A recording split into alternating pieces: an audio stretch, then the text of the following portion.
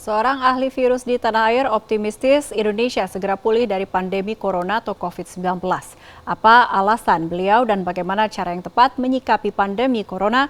Simak perbincangan Jawa Post TV bersama ahli virus atau virolog Muhammad Indro Cahyono berikut ini. Banyak pihak yang panik menghadapi pandemi COVID-19 di Indonesia. Banyak juga yang salah kaprah dalam langkah penanganan maupun pencegahannya. Saya akan berbincang bersama dengan seorang virolog, Dr. Muhammad Indro Cahyono. Apa kabar, dokter? Baik, sehat? Makasih. Alhamdulillah sehat. Oke, terima kasih buat waktunya berbincang bersama dengan Jawa Post TV. Ya. Dokter, saya ingin dokter membantu saya menjelaskan kepada masyarakat di luar sana yang panik dan juga resah akhir-akhir ini. Sebenarnya sifat-sifat dari virus corona ini seperti apa sih yang perlu diketahui masyarakat? Oke, mungkin ini akan sama seperti penjelasan yang sebelum-sebelumnya bahwa COVID-19 ini adalah coronavirus. Dan coronavirus ini sudah ada sejak zaman dahulu. Sejak 200 sebelum Masehi udah ada. Dan ada jenisnya, ada banyak sekali. COVID-19 hanya salah satu diantaranya. Dan virus ini sendiri terdiri dari selubung protein. Kemudian ada juga lapisan glikoprotein di spike permukaannya, dan karena dia terdiri dari protein, maka akan hancur dengan semua pelarut lemak. Mau pakai sabun mati, hancur. Mau pakai untuk alat untuk membersih lantai mati, untuk sunlight cuci piring mati, dengan mutih pakaian bisa hancur juga. Kemudian mau pakai desinfektan apalagi hancur. Virus ini sangat-sangat rentan terhadap banyak pelarut lemak. Nah, kelebihannya adalah virus ini gampang nyebar. Karena di ujung, rahasianya adalah di ujung dari protein S, spike-nya itu ada daerah namanya RBD, reseptor binding domain, dan itu akan sangat mudah menempel ke reseptor yang ada di saluran pernafasan dan juga di beberapa organ dalam manusia lainnya.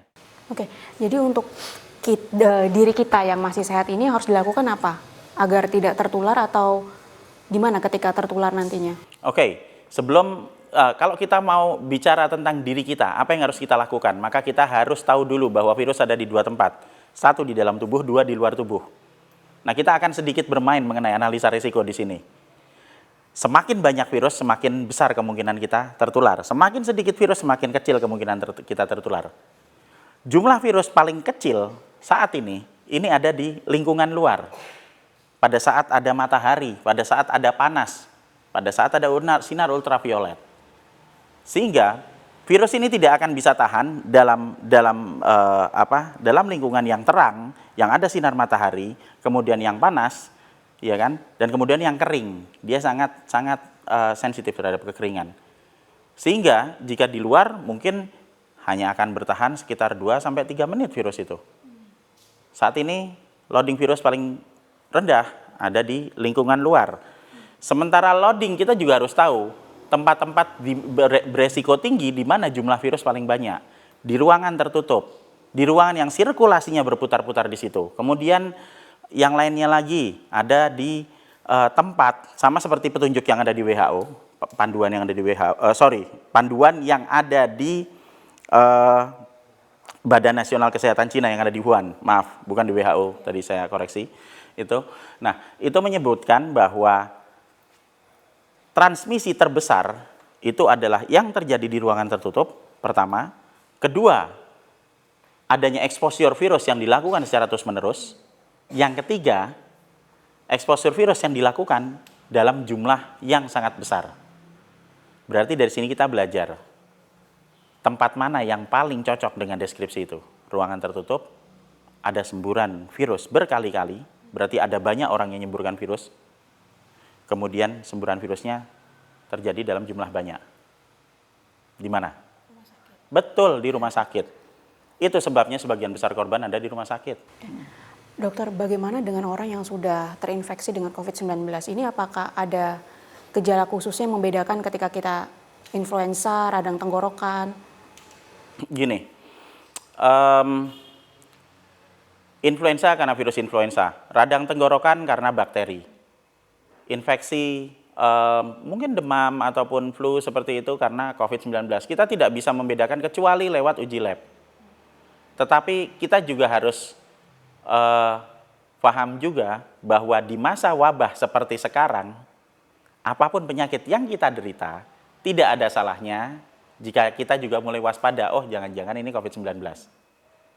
Permasalahan utama di sini adalah COVID-19 tidak membunuh. Itu yang jadi.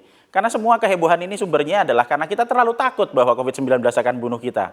Hari ini kena, besok meninggal. Hari ini kena, besok meninggal. Kita lihat ambulan, mondar-mandir, seolah-olah seperti kita nunggu giliran, kapan saya mati ya, gitu kan. Kemudian kelompok yang tadi paling rentan, tadi dokter juga sempat singgung, yang kalangan lansia, kemudian apa yang harus dilakukan terhadap kelompok-kelompok yang rentan ini? Nah, sekarang kita harus membuat skenario bahwa di luar tuh banyak virus. Ya kan? Nah, kalau kita ada manusia, misalnya kita punya saudara gitu yang ada di dalam kelompok yang rentan atau kelompok resiko tinggi, lah kalau kita tahu di luar ada bahaya ya sebaiknya jangan keluar. Ya nunggu sampai wabahnya selesai, oke? Nah, terus kalau misalnya nanti ada kemungkinan virusnya masuk sampai ke dalam, ya rumahnya sering dibersihin. Karena semakin sering kita membersihkan rumah, semakin sering kita menjaga kebersihan, dong virusnya mati pakai pelarut lemak, ya kan? Terus orang tua yang ada di dalam kelompok rentan tadi gimana? Ya kita naikkan sistem imunnya pakai vitamin E sama vitamin C tiap hari. Nah kalau misalnya mereka nggak mau misalnya buat minum obat gitu kan, ya dikasih buah-buahan. Udah itu aja. Nah nanti kita juga harus tahu pada saat jika kita sudah melakukan semua pencegahan itu dan ternyata tetap saja ada penyakit yang bisa masuk, nah begitu mereka sudah mulai merasa sakit, sudah mulai merasa demam, nah itu bisa dihubungi dokter atau ke rumah sakit. Tapi saran saya sebaiknya dihubungi dokter dulu supaya bisa ditangani kan. Karena kita tahu jika mereka sudah terkena dan jika kita masih bisa merawat di dalam rumah, itu resikonya akan lebih sedikit karena paparan virusnya tidak lebih banyak daripada di rumah sakit. Tapi jika harus mendapatkan pertolongan dan pelayanan medis lebih lanjut, harus dibawa ke sana. Prediksi dokter kapan wabah ini akan berakhir di Indonesia atau sudah mencapai puncaknya belum ini? Nah, kalau saya bukan tukang ramal ya, mungkin itu harus sama Mbak Ningsih nanti tanyanya kayak gitu. Jadi, tapi kalau saya melihat virus ini sebenarnya tidak terlalu tahan lama.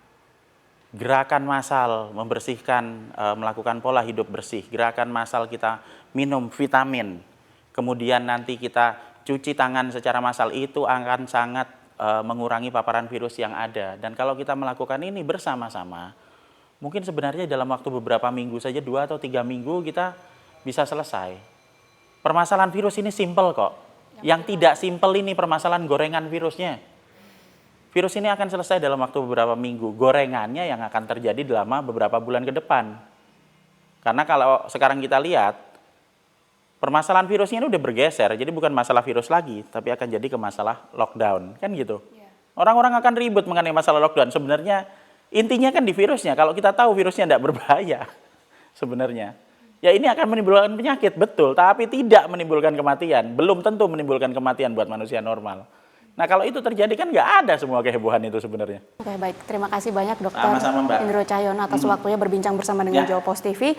Dan tadi Dokter Indro Cahyono juga sudah meluruskan berbagai hal yang salah kaprah selama ini yang muncul di tengah masyarakat sehingga tidak perlu timbul kepanikan, tidak perlu menjadi resah dan pandemi pasti akan segera berlalu dari Indonesia. Demikian perbincangan saya dari Jakarta, tim liputan Jawa Post TV.